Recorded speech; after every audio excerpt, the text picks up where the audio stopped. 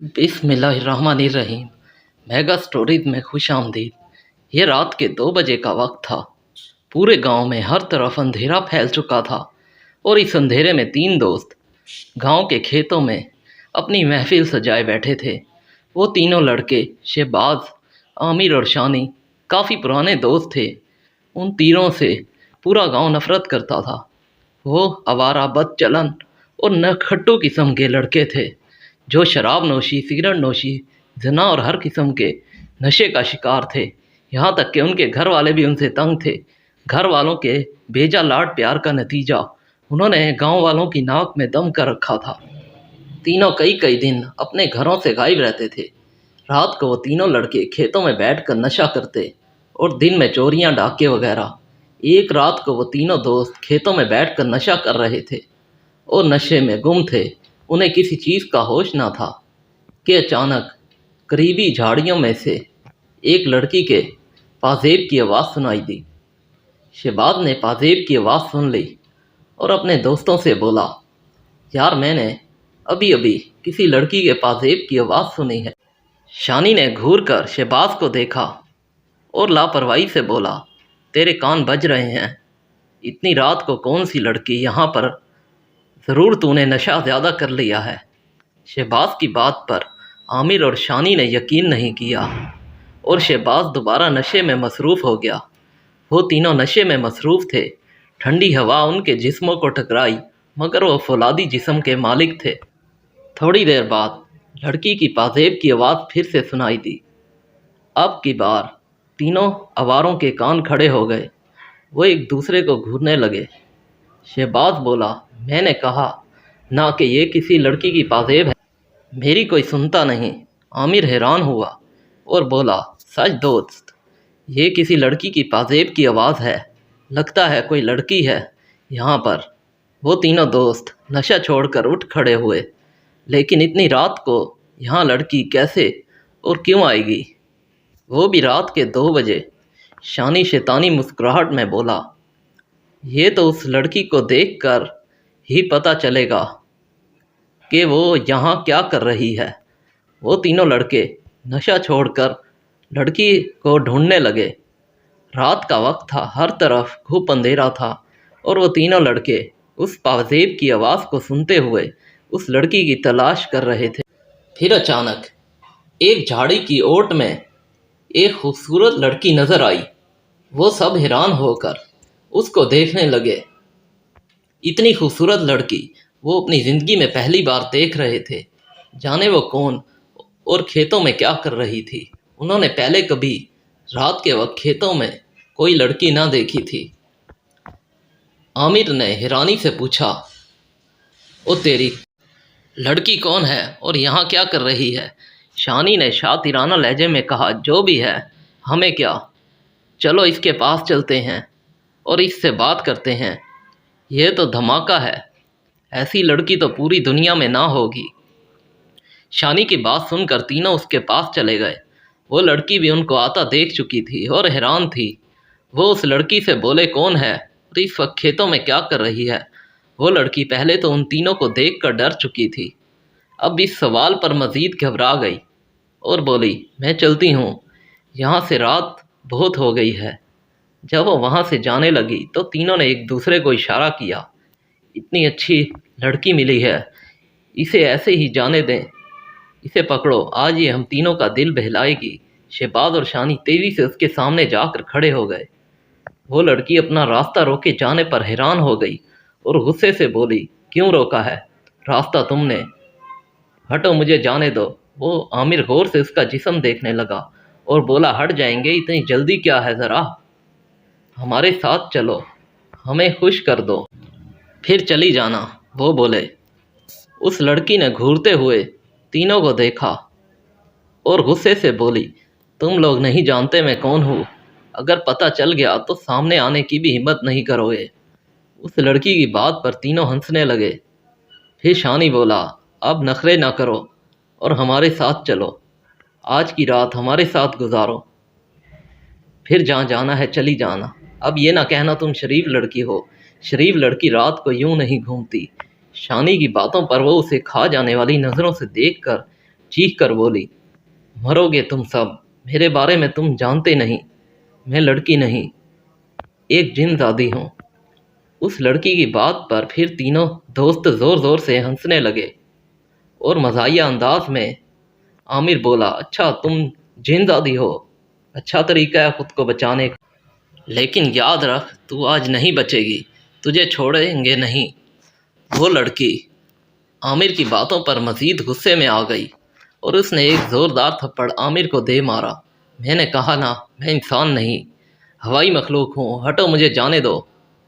عامر تھپڑ سے آگ بگولا ہو گیا اور اس نے لڑکی کو دھکا دے دیا۔ وہ کھیتوں میں جا گری اور شہباز اور شانی نے اسے دونوں ہاتھوں سے پکڑا اور عامر اس کے کپڑے اتارنے لگا۔ وہ لڑکی زور سے چیخ رہی تھی لیکن دونوں اسے قابو کیے ہوئے تھے۔ عامر آگے بڑھتا جا رہا تھا، اس کے چہرے پر شیطانی مسکراہٹ تھی جبکہ لڑکی کی آنکھوں میں وحشت اور خوف۔ شہباز اور شانی اس لڑکی کو مضبوطی سے قابو کیے ہوئے اور اس کے منہ پر ہاتھ رکھے ہوئے تھے کیونکہ لڑکی زور سے ہیلپ چلا رہی تھی۔ عامر ڈر رہا تھا کہ کوئی آ نہ جائے کیونکہ وہ پہلے بھی پکڑا گیا تھا۔ لڑکی مسلسل چیخ رہی تھی اور ان سے چنگل سے نکلنے کی کوشش کر رہی تھی لیکن شہباز اور شانی کی گرفت بہت مضبوط تھی اور شانی کا ایک ہاتھ اس کے بالوں پر تھا جس سے وہ مدھم ہو رہی تھی۔ عامر اس لڑکی تک پہنچا، وہ اس کے جسم کو چھونے ہی لگا تھا کہ لڑکی نے لیٹے لیٹے ایک زوردار لات عامر کو ماری جو اس کے اوپر آ رہا تھا۔ لات بہت زور سے عامر کو لگی اور وہ لڑکی سے دور جا گرا اور درد سے لوٹ پوٹ ہونے لگا۔ ادھر شہباز اور شانی عامر کی طرف لپکے اور لڑکی کو چھوڑ دیا۔ لڑکی میں اب بے پناہ طاقت آنے لگی اور اس کا چہرہ بدلنے لگا۔ وہ زور سے بولی، تم اب نہیں بچو گے۔ وہ وہاں سے ایک دم غائب ہو گئی۔ شہباز اور شانی عامر کو سنبھال رہے تھے، اس کی حالت بہت خراب تھی۔ انہوں نے اس کو سہارا دیا۔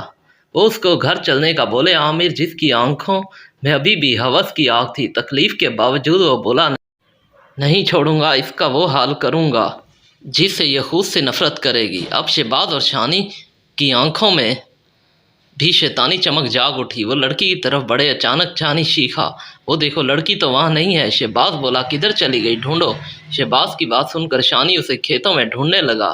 جب تھک ہار کر دونوں عامر کے پاس آئے تو ان کو زوردار جھٹکا لگا۔ عامر کی ادھ کٹی لاش کھیتوں میں پڑی تھی، سارے کپڑے پھٹے اور کٹی گردن سے خون بہہ رہا تھا۔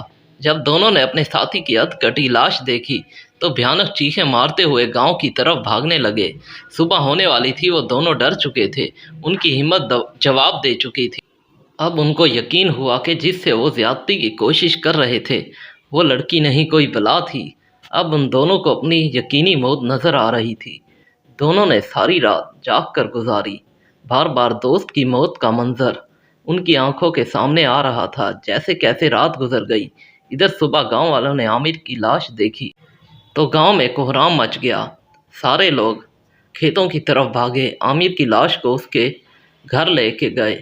پولیس بھی قاتل کو تلاش نہ کر سکی اور عامر کو دفنا دیا گیا۔ بات ختم ہو گئی لیکن شہباز اور شانی کو پتہ تھا ان کی خیر نہیں۔ شام کو دونوں ملے تو ان کی حالت بہت خراب تھی۔ دونوں نے ساری رات نیند نہیں کی تھی۔ ڈر اور خوف کی وجہ سے شانی بولا، کیوں نہ سب کو بتا دیں تمام واقعہ۔ شہباز بولا، پاگل ہو کیا، مرنا چاہتے ہو، پولیس کیس ہے۔ شکر ہے ہم بھاگ گئے لاش چھوڑ کر۔ سوچو اگر ہم عامر کی لاش گاؤں لے جاتے تو لوگ ہم پر شک کرتے اور ہم پھنس جاتے اور بے گناہ مارے جاتے۔ ہم تو کہہ رہے تھے واپس چلو لیکن وہ عامر نہ مان رہا تھا۔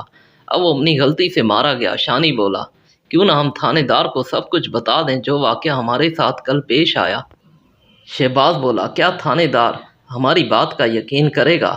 کیوں نہیں مانے گا؟ بات کرنے میں کوئی حرج نہیں۔ شانی بولا، دونوں اپنی راہ ہو لیے یہ اقرار کر کے کہ صبح تھانے دار کو سب کچھ سچ بتا دیں گے، لیکن ان کو کیا پتا تھا کہ صبح ایک بھیانک خطرہ ان کی زندگی جہنم بنانے والا ہے۔ صبح شہباز کے گھر میں کرام مچا ہوا تھا۔ اس کا بھائی موٹر سائیکل پر جا رہا تھا کہ سامنے سے ایک تیز رفتار گاڑی کی ٹکر لگی اور وہ موقع پر ہی ہلاک ہو گیا۔ اس کی تدفین کر دی گئی۔ ہر آنکھ اشک بار تھی۔